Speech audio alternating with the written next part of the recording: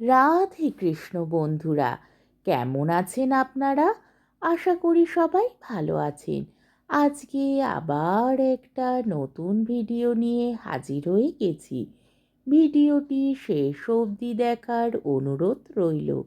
আজকের গল্প শরৎচন্দ্র চট্টোপাধ্যায়ের আলো ও ছায়া।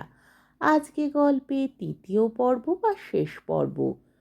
সুরমা দেখিল বউ আসিয়াছে। উগ্র নেশার প্রথম ঝোঁকটা কাটাইয়া দিয়া সে স্থির হইয়াছে, তাই বউ দেখিতে বাড়াবাড়ি করিল না।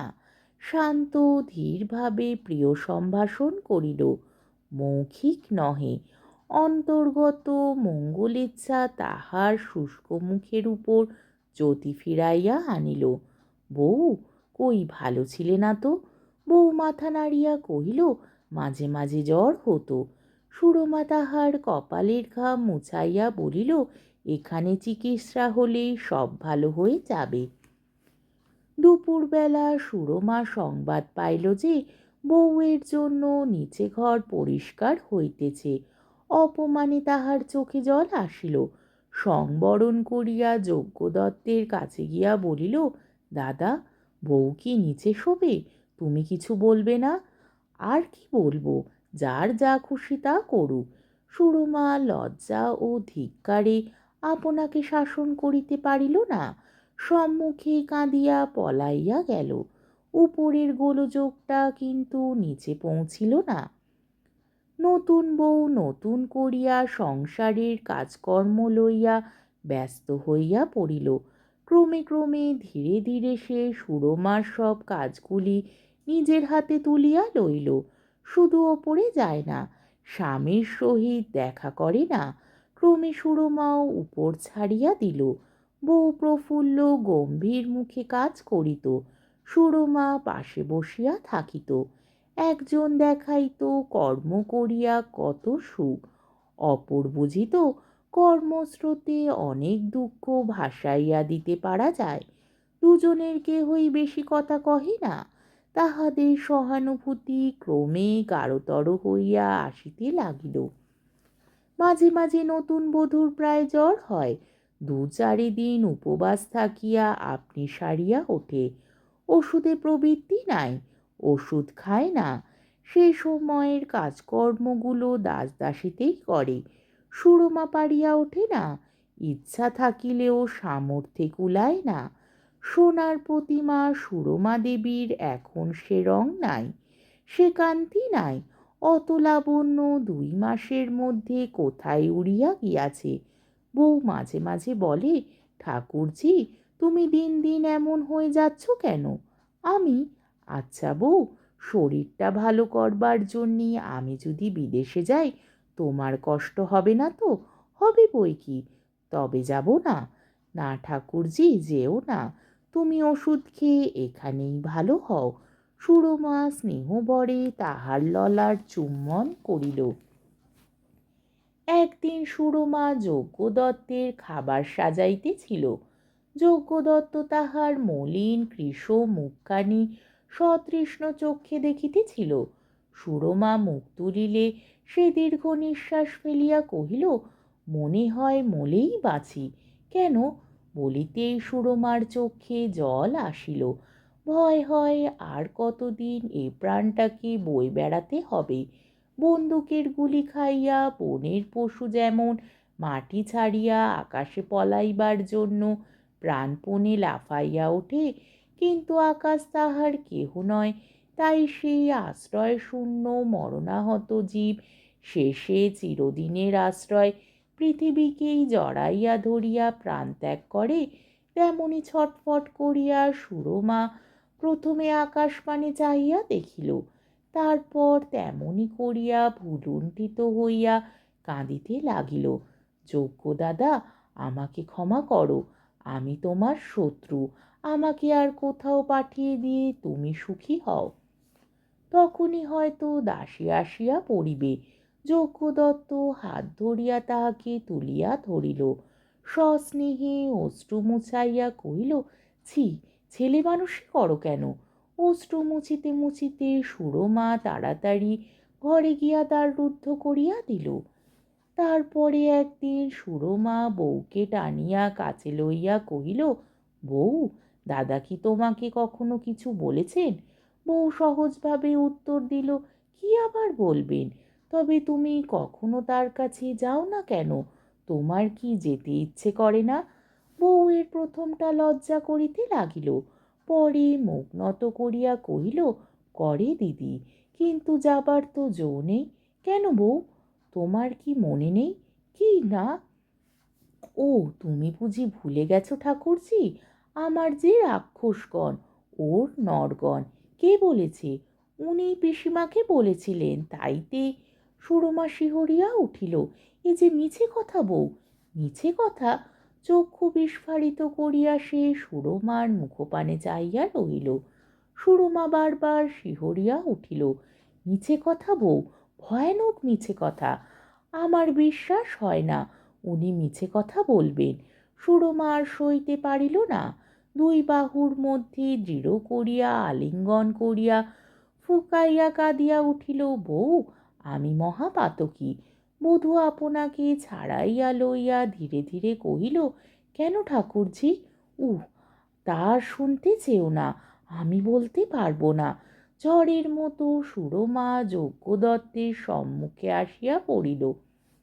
বউকে এমন করে ঠকিয়ে রেখেছ, কি ভয়ানক মিথ্যেবাদী তুমি!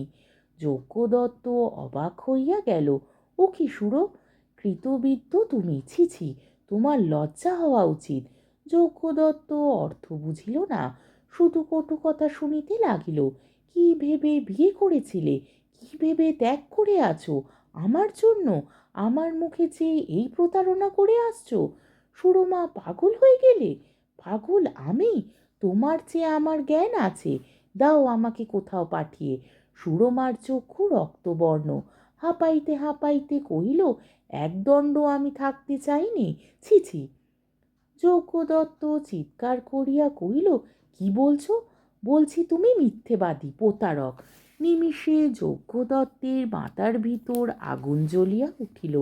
অকারণে মনে হইল তাহার ভিতরের অন্তরটা বাহির হইয়া তাহার সহিত যুদ্ধ করিতে ডাকিতেছে। জ্ঞান শূন্য হইয়া সে টেবিলের উপরে স্থিত ভারী রুলার তুলিয়া লইয়া চিৎকার করিয়া কহিল, আমি অধম, আমি প্রতারক, আমি মিথ্যেবাদী, এই তার প্রায়শ্চিত্ত করছি। বিপুল বলের সহিত যজ্ঞদত্ত সমস্তকে ভীষণ আঘাত করিল। মাথা ফাটিয়া ঝরঝর করিয়া রক্তস্রোত বহিল। সুরমা অস্ফুটে ডাকিল, মাগো! তারপর অচৈতন্য হইয়া ভূমিতলে পড়িয়া গেল। যজ্ঞদত্ত তাহা দেখিল, দেখিল আর সমস্ত মুখ রক্তে ভাসিতেছে, চোখের ভিতর রক্ত ঢুকিয়া সমস্ত ঝাপসাবোধ হইতেছে। সে উন্মত্তের মতো বলিয়া উঠিল, আর কেন? এই সময় পিছন হইতে কে ধরিয়া ফেলিল। ফিরিয়া দেখিল স্ত্রী, কাঁদিয়া বলিল, তুমি? স্কন্ধের উপর মাথা রাখিয়া সেও মূর্ছিত হইয়া পড়িল। সুরমা যেমন করিয়া নিচে হইতে উপরে ছুটিয়া আসিল, নতুন বধূ তাহাতে আশ্চর্য শঙ্কিত হইয়া নিঃশব্দে পিছনে আসিয়া দ্বারের বাইরে দাঁড়িয়া সব কথা শুনিল, সব কাণ্ড দেখিল। অনেকখানি সত্য তাহার মাথার ভিতরে সূর্যের আলোকের ন্যায় প্রতিভাত হইল। তাহার বক্ষ স্পন্দন দ্রুত হইয়া আসিয়াছিল, চক্ষের বাইরে কুজ্ঝটিকা সৃষ্টি হইতেছিল, কিন্তু সে আপনাকে সামলাইয়া লইয়া বিপদের সময় স্বামীকে করে করিয়া বসিল। 6 দিন পরে ভালো করিয়া জ্ঞান হইলে সুরমা জিজ্ঞাসা করিল, দাদা কেমন আছেন? দাসী কহিল, ভালো আছেন, আমি দেখে আসব।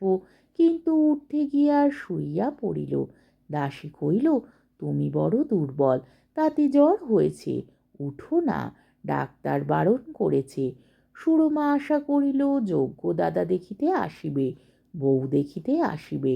একদিন দুদিন করিয়া ক্রমে 1 সপ্তাহ অতীত হইয়া গেল, তবু কেহ আসিল না, কেহ খোঁজও লইল না। জ্বর সারিয়াছে, কিন্তু বড় দুর্বল, উঠিতে চেষ্টা করিলে হয়তো উঠিতে পারিত, কিন্তু বিষম অভিমানে তাহার শয্যা ত্যাগ করিতে প্রবৃত্তি হইল না। নিজের মনে ফুলিয়া ফুলিয়া কাঁদিত, চোখ মুছিয়া ভাবিত তাহাদের আলো ছায়ার কাহিনী। দীপ্ত আলো গাঢ় ছায়া লইয়া তাহারা খেলা আরম্ভ করিয়াছিল। এখন আলো নিভিয়া আসিতেছে, মধ্যাহ্নের সূর্য পশ্চিমে ঝুঁকিয়াছে। গাঢ় ছায়া তাই অস্পষ্ট ও বিকৃত হইয়া প্রেতের মতো কঙ্কালসার হইয়াছে। অজানা অন্ধকারের পানে সে ছায়া যেন মিশিয়া যাইবার জন্য ধীরে ধীরে সরিয়া যাইতেছে। কাঁদিয়া কাঁদিয়া সুরমা ঘুমাইয়া পড়িল। গায়ের উপর তপ্ত হস্ত রাখিয়া কে যেন ডাকিল, দিদি। সুরমা উঠিয়া বলিল, এ কি বউ? চক্ষু তাহার রক্তবর্ণ, মুখ শুষ্ক, ওষ্ঠাদয় যেন কালি মাখা। কেন বউ, কি হয়েছে তোমার? কি হয়েছে আমার? তুমি আমাকে এ বাড়িতে এনেছিলে, তাই বলতে এসেছি দিদি। ছুটি দাও আমাকে, আমি যাব। কেন দিদি, কোথা যাবে? নতুন বধূ সুরমার পায়ের উপর মাথা রাখিয়া লুটাইয়া পড়িল। সুরমা দেখিল তাহার দেহ অগ্নির মতো উত্তপ্ত। এ কি, এ যে বড় জ্বর হয়েছে। এমন সময় একজন দাসী চিৎকার করিয়া ছুটিয়া আসিল, দিদি, বউ কোথা গেল? উমা, জ্বরের ঝোঁকে পালিয়ে এসেছেন। আজ 8 দিন বেহুশ হয়ে পড়েছিলেন। মা গো, কি করে এলেন? 8 দিন জ্বর? ডাক্তার দেখেছে? কেউ না দিদি, কেউ না। পরশুদিন সকালবেলাও বৌমা 1 ঘন্টা কলতলায় মাথা পেতে বসেছিলেন। এত মানা করলুম, কিছুতেই মানলেন না। সন্ধ্যার পূর্বে সুরমা যজ্ঞ দত্তের ঘরে গিয়া কাঁদিয়া পড়িল, দাদা, বউ আর বাঁচে না, বাঁচে না। কি হয়েছে? আমার ঘরে এসে দেখো দাদা, বউ বুঝি বাঁচে না। 2-3 জন ডাক্তার আসিয়া দেখিয়া বলিল, প্রবল বিকার। সমস্ত রাত্রি বিফল পরিশ্রম করিয়া তাহারা ভোরবেলায় চলিয়া গেল।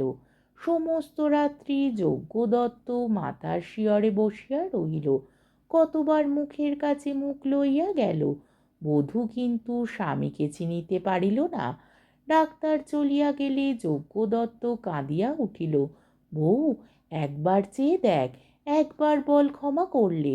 সুরমা পায়ের উপর মুখ লুকাইয়া অস্ফুটে বলিল, বৌদিদি, কেন এ শাস্তি দিয়ে গেলে?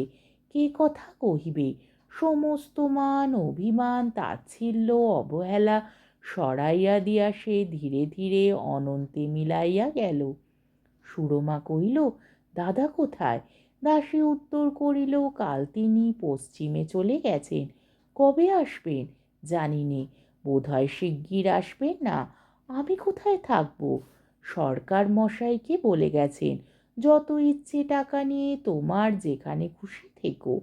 সুরমা আকাশপানে চাহিয়া দেখিল, জগতের আলো নিভিয়া গিয়াছে।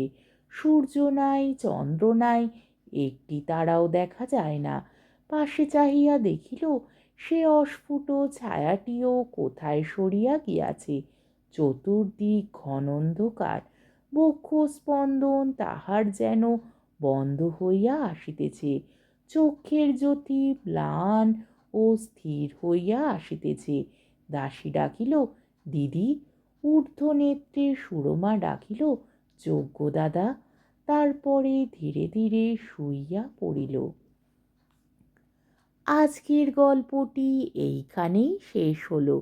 আমার ভিডিওটি যদি আপনাদের ভালো লেগে থাকে তাহলে আমাকে কমেন্টের মাধ্যমে আপনাদের মূল্যবান মতামত অবশ্যই জানাবেন এবং আমার ভিডিওটিকে লাইক ও শেয়ার করার ও আমার চ্যানেলটিকে সাবস্ক্রাইব করারও অনুরোধ রইল। তাহলে আজকের ভিডিওটা এই অবধি।